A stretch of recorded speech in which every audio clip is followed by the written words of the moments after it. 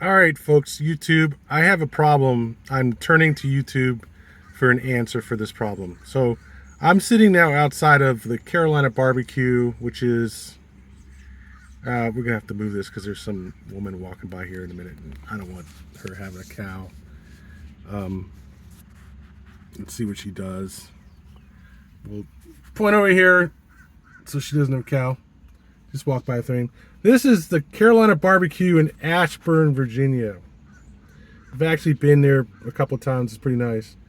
And I'm going to go there now and get some lunch while I ponder this problem. And I want your answer to this problem. So I took my car, one of my cars, to a Meinike in Sterling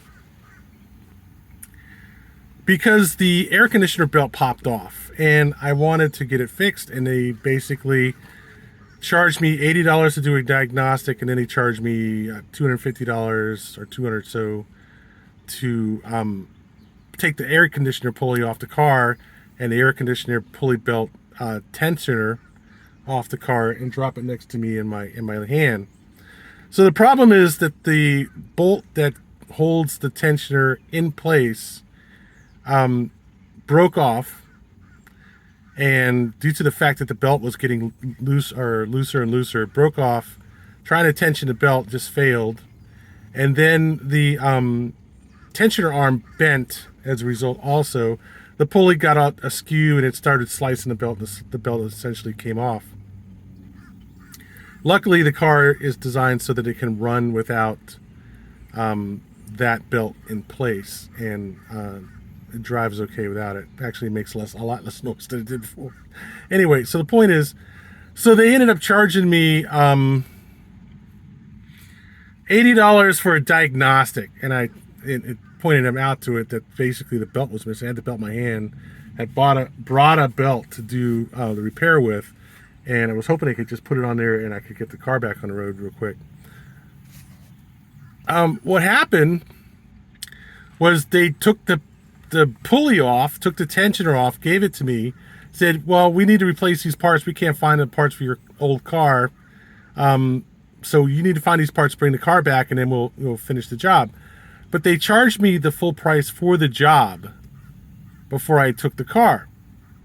So I ended up paying $80 diagnostic for a problem that I already told them about, and they didn't find anything else. And then they charged me another $200 on top of that for a repair they didn't complete, which they would have spent maybe 15 minutes on pulling the tensioner out and the pulley off.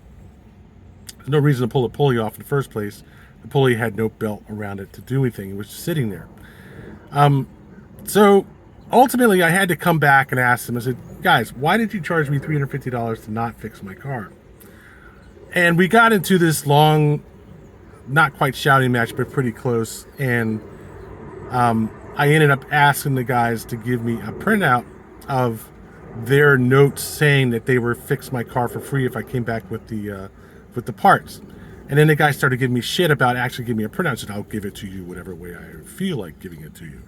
At that point, I just gave them a double-barreled finger and walked the hell out of there because they were just bullshitting me. Honestly, I don't even know if he even had anything in their notes saying that they were going to do that, but they certainly were not willing to just give me a printout.